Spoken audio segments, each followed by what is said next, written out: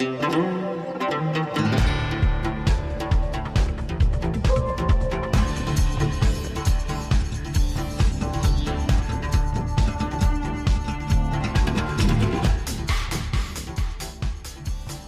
and welcome to InFocus. This is Jabbar Al-Obaidi. In this episode, I will be talking with Professor Fawwaz Al-Abed Al-Haq Al-Zboon. He is the president of Hashemite University in Jordan. Previously, he was the vice president of Yarmouk University in Urban City, and also the vice president of Tafila Technical University in the city of Tafila. The three schools are public schools. Professor Al-Zboon, welcome to InFocus, and let's start the conversation. Professor Fawwaz Al-Abed Al-Haq Al-Zboon, the president of Hashemite University. Welcome to InFocus. But let's start with, I think, very critical question. How is Jordan coping with COVID-19? Well, thank you indeed. I think Jordan has set up an excellent exemplary model to be followed, not only in the Arab region, but all over the world. I think at the beginning we suffered a lot, but within a couple of weeks, we were able at the governmental level, at university level, at higher education level, I think we did an excellent job. First of all, in terms of the people were prepared psychologically, technologically, and otherwise. And second, all preventive measures were taken into consideration. The first and the most important concern was given to higher education at university level. I think they were able to prepare at the centers of technology and e-learning to prepare and to train professors, teachers, students, to conduct their teaching either by using different platforms, the Zoom, the Microsoft Teams, the WhatsApp, the messengers. And I think at the end of the semester, when it comes to evaluate the conclusions and the student achievement in their second semester, I think they did much better even the first semester.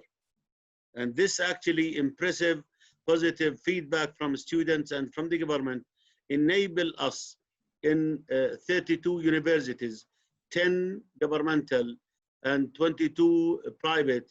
They were able to pass successfully the sad experience of responding to COVID by enabling to, number one, able to prepare materials to be presented to students, and second, downloading and then interacting with the students, and then finally doing an interactive teaching in a very wonderful way.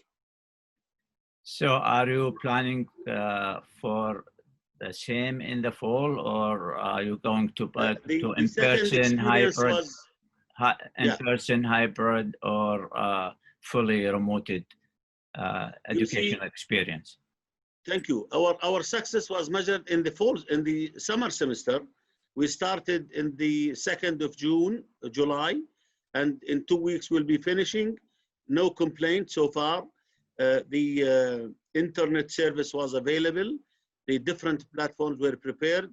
Teaching was done in a much better way. Evaluation is being prepared to be done to avoid students being able to cheat or to, so now we ask our students to do some of their part of their evaluations by presenting assignment to students during the semester. The final will be set up by giving an exam on 1 hour only. That is not to give them the chance to go here and there. And I think they are doing so far in an excellent way. The fall, I think we are prepared to half of it being on distance learning, and the second half will be on campus. So we are thinking of dividing the students into sections. Half of the section will be given face-to-face interaction, and the second half will be given on distance learning. So that's your plan. This is the For the whole country, or just individual universities? No, for the whole including country, university? and even for the whole, yeah, no, the schools and universities. Even when it comes to Ministry of Education for schools and Ministry of Higher Education for university, they are planning to do it this way. And also some regulations have been changed in the higher education. Previously, they allow us to do 25% to be done on distance learning. Now, they allow us to do 50% of courses to be delivered by using e-learning or by using distance learning. And the rest, I would and like the rest to in make, person? sorry, sir? So you said 50% Yeah. will be e-learning, and the other 50 is in class? Yeah, yeah. Using the social distance practicing? Yeah, yep. Do you have space to actually conduct such Yeah. measurement? So, yeah, we've decided that elective courses, university requirement, college requirement will be given on distance learning. Only the departmental requirements, whether they are obligatory or elective, are going to be done inside the classroom. Yeah. So if classes have a size of 70 or 80, it will be, student will have one chair on, one chair off. They will be distributed in an area where no contact, and also medical and health measures will be taken by using all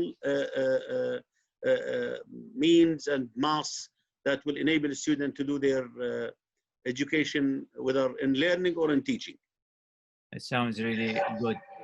And now, tell us, Professor Fawwaz Al-Abed Al-Haq, about the nature of the educational system in Jordan, so that our audience can put this in perspective. Yeah, at university level, they use the credit hour system. And generally speaking, for the Faculty of Arts, the students are required to take 132 credit hours. For the scientific faculties, engineering and medicine, the story is more courses, more credit hours. Students can finish their BA by 3 years by using the credit hour system, or they can finish it in 4 years. So when it comes to transportation, students are held responsible to secure their own means of transportation to come to university.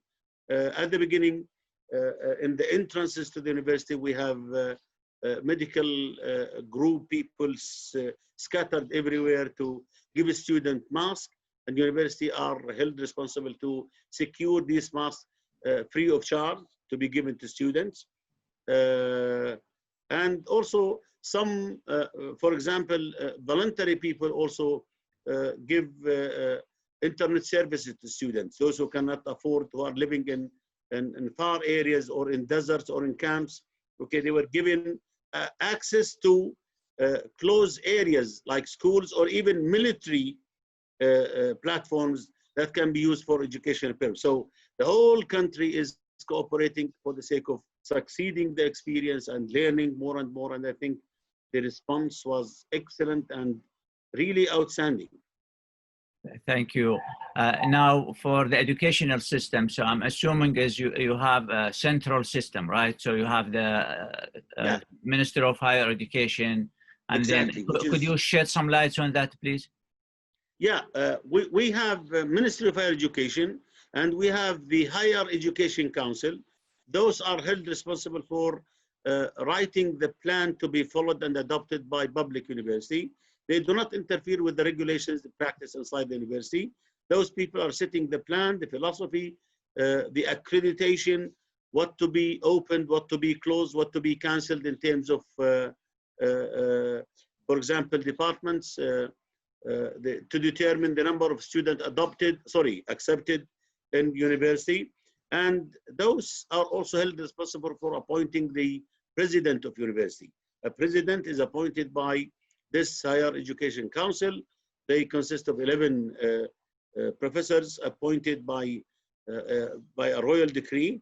And those, they are setting the general comprehensive guidelines, mission and vision for higher education in Jordan in general. But each university has its own system, regulations, policy for academic affairs and for administration affairs. We have a kind of freedom and a kind of differences between universities, especially between those who are in the center of the country, the capital, and those who are in the peripheral area, in the southern part of Jordan or the northern part of Jordan. So, Mr. President, you held two previous positions. You were the Vice President for, I believe, Student Affairs and International Relations at Yarmouk University. Yarmouk University, which is the second largest university in the country. And then before that, you were the Vice President for Tafila Technical University in the south, in the academic affairs, right? And now you are in president, you know. President of the Hashemite University. Actually, you supervise and you oversee everything in this university. So if you compare between the three experiences, how does that go in your mind? Thank you, Professor Jabbar. A lovely question. And I'm very honored and pleased that in Tafila we start communicating with you and with our twin university, Bridgewater State University. I think now the position is different. Now you are in the first position, you can take decision, you are held responsible for your whatever you decide, but previously you are a vice, and always I had to be the second. I always love to be in the first position, to be accounted for my decisions. I think I am lucky enough that the Hashemite University is the first university in Jordan that has no debts. We are having our own investments, and no money is given to us by the Ministry of Higher Education. All other universities, the public, are given and supported by the Ministry of Higher Education, except the Hashemite University. And I was kidding to the Minister of Higher Education, saying that instead of rewarding us, you are punishing us. You do not give us money. At least this university, which is distinguished by being no debts, graduating most of the students. So far, we are able to graduate 80,000 students. A university which was established in 1995. Now we are able to, we have 22 faculties. We have everything except the faculty of dentistry, and we are thinking to have it possibly in the coming 3-4 years. I think this experience of being, before that, Professor Jabbar, I was Dean for the Faculty of Scientific Research and Graduate School, and also the Dean of Faculty of Arts at the Al-Bayt University. So you can assume that I have traveled all over the university in Jordan, and being the vice president and being the deans for two faculties and being the vice deans previously and chair of the departments, I think this rich experience, rich and varied experience, and being a graduate of the University of Wisconsin-Madison, where I have received my PhD, I'm very thankful to my alma mater university, where I was trained at the best hands, and through the contacts of your university, Bridgewater State University, which is our twin sister university. I think we have learned a lot and gained a lot of experience exchanging and sending students at the Hashemite. We are looking forward and inviting you and your university and your president to come and visit us after Corona evaded away, to have a memo of understanding and agreements where we can send students to your university and also receive students and faculty members from your university. And I know you are a researcher as well. How do you balance between your leadership, Thank you very much running the campus, and you doing a research? Thank you, Professor Jabbar. By the way, I am the editor of an international journal, which is a Scopus Q2 for, it's called Jordan Journal for Linguistics and Literature, which is a well-known journal. It is a Scopus, it is Q2. Last year, I was able to publish more than 10 papers. 2 were published in the States on translation and language planning. And I am also supervising more than 10 PhD universities. And usually we publish at least 2 papers out of this dissertation. I'm doing well. I cannot abandon academia. Academia is the area that empowered me to be a successful administration, if I can claim so. So I think the best experience is to join or to marry both, teaching, researching, and also administrating at the same time. And they have a motto saying those who are good at academia, they are also expected to be good at administration. Well put, Mr. President. Tell us about the size of your university in terms of students and programs. Thank you. So you have undergraduate, you have graduate, and graduate, you have a master program and PhD and a program. PhD. Yeah. So could you shed some light on that briefly, please? Yeah. Our university used to have 32,000 students, but currently we have 22,000 students. We have 22 faculties in all disciplines: Faculty of Engineering, Medicine, Faculty of Pharmacy, Faculty of Natural Resources, Faculty of Arts, Education, Computer, I have 4 vice presidents. I gave him the same position that was given to me, to be a president for external communication and student affairs, to take care of students, because we have the feeling that curriculum is not enough to empower our student to be a good graduate. Therefore, we need to do other extracurricular activities to empower our student with the soft skills, brainstorming, critical thinking, and so on and so forth. I have the second vice president for scientific faculties. The third is vice president for humanities, and the fourth is for financial and administrative affairs. The feedback coming from the market, our students, especially in medicine, are doing an excellent job in medicine, and this was a testimony given to me from the medical city, which is run by the military people. So why? They told me because at Hashemite, I am very proud that we have international professors coming from Iraq mainly, those who are being famous and being dedicated and so firm in teaching our students. We have also people coming from the States who are teaching in the Faculty of Medicine, and also from Europe and from different countries. We have more than 1,300 students coming from non-Jordanian university, and we are welcoming this, and we are cooperating. Currently, I'm working on extending my university to have branches in Turkey, in America, and in Europe. And I was making a conversation call with people in Turkey, with people in Europe, to have extensions and chapters of our university. And to be successful, you need to have the agreement of the Board of Trustees, the agreement and the approval of the Minister of the Higher Education Council. And we have also accreditation council that is held responsible to take care of the courses and the programs to be up to the international global standards. So, Mr. President, it sounds that you view global connectivity and global collaboration as an opportunity, or our opportunity. Definitely. And we are also inviting you, and we would like to make use of your good offices, Brother Jabbar. That is, I know that you are well known and well connected with university inside the state and outside the states.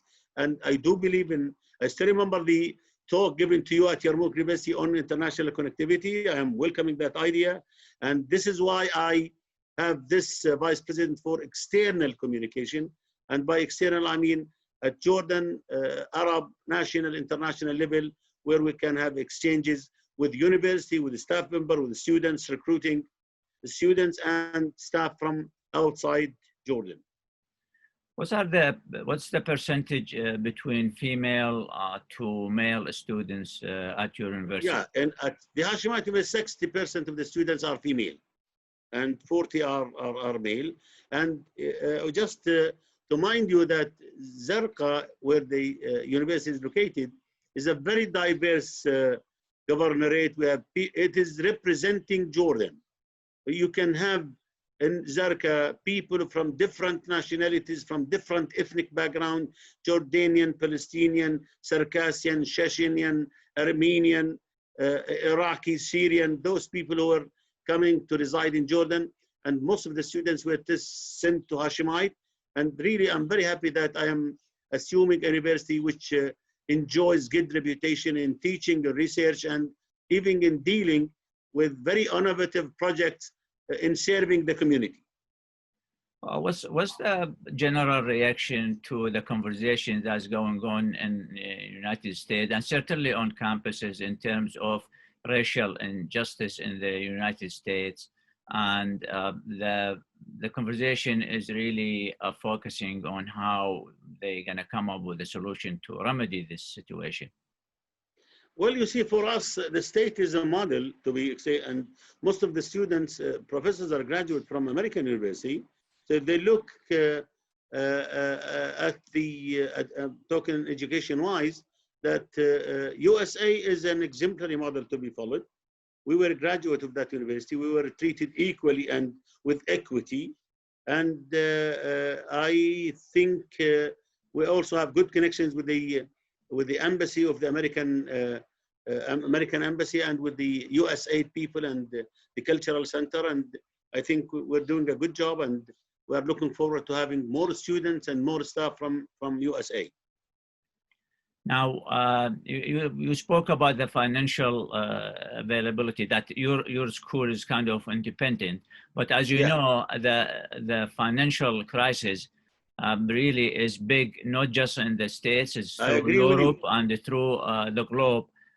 So how other public universities or private universities are dealing with this situation in terms of finance? Thank you. Nothing has been changed on the tuition fees. Students are paying the fees. What we did that instead of paying it in cash, we established as of installment. Student can pay half of the tuition fee at the beginning, and in the middle they can pay something else. So I think we are more kind of flexible, and I don't think that we can take a decision to decrease the tuition fees to our students, because otherwise you will be in trouble. So I think, yes, Jordan is suffering from financial problems, but I think so far they are able to deal with the problem, and no financial problems can be detected up to this moment. What's going to happen in the future, I don't know. I know you have visited 3 times, if I'm correct, Bridgewater State University in Massachusetts.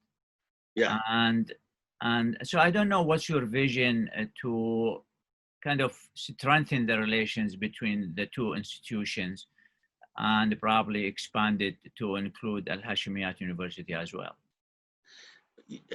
Brother, I think you enjoy a good reputation in terms of administration and academia. We have students, we have scholars, we have staff. They were sent to Bridgewater State University. We have MA graduates now, they are doing their PhD in other university, and it was a good experience for them to get an MA from Bridgewater State University and then to continue their education somewhere else. I was 3 times in Bridgewater State University. We were happy with the kind of the programs, events, the quality of education there, the openness of the community. I am very obsessed and fond of your administration, the president himself. Professor Ala came recently from Bridgewater State University, and he told me that before he came, he was walking, accidentally met the president, and he asked him, "Do you know me?" He said, "Oh my God, you are more famous than me because you are a musician and you did a good job in Bridgewater State." You could not imagine the happiness of this professor and his family and his colleagues back home, that he was joining and sharing an excellent experience.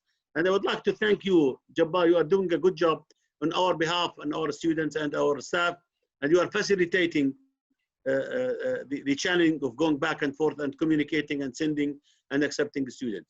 So we're really thankful, and I'm really looking forward eagerly to meet you at Hashemite University and to come to visit you at your university. Yeah, Dr. Ala Nasser was really a signature when during his stay with us. He performed. I was the one who proposed him to you, and you are the one who offered to help him. And both of us, I think, did a good job for this wonderful guy. Yeah. Now, what's your and also remember, I would like to mention this. Professor Laura McAlinden, She was at Yarmouk University, and she did an excellent job by teaching the mass media people in communication skills. She visited people. She and her daughter and her son and her mom came and going back and forth. And her mom, who is about 80 years old, asked me that she would like to take photo of Jordan and to talk to people in America, to market Jordan people, Arab, Muslim, to the state, to tell them that, look how wonderful Jordan is. So this, as a testimony from American, would mean a lot more than us marketing ourselves to the States. So really, we are thankful because you are the one who contacted me to take Professor Laura McAllendon, and she was wonderful. Now, Jordan is well known, sir, for its hospitality and kindness, and of course, the deep culture is long history of culture and civilization. Yeah, you remember I invited those students who were coming to study Arabic to my home. They stay with my children, with my wife, and during the weekend, we visited all the historical places in Jordan, and they were really thinking of staying in. Tell me what's your vision, for the next few years in terms of improving the curriculum and also engaging your students, that's graduate and undergraduate, to the world and develop this concept of world citizenship? Professor Jabbar, I think COVID is a gigantic threat that awakens the whole globe. And I think the response should be up to, number one, designing curriculum, loading and uploading material to be given to students. I don't think that we should think out of box. That is, teaching should not be conducted inside the campus. Teaching can be conducted at home at your own time. I think we can open PhD program online, PhD program or BA program or MA program that can be shared by international university. Thank you, President Fawwaz Al-Abed Al-Haq Al-Zboon, for this conversation. And thank you for watching InFocus, and have a good day.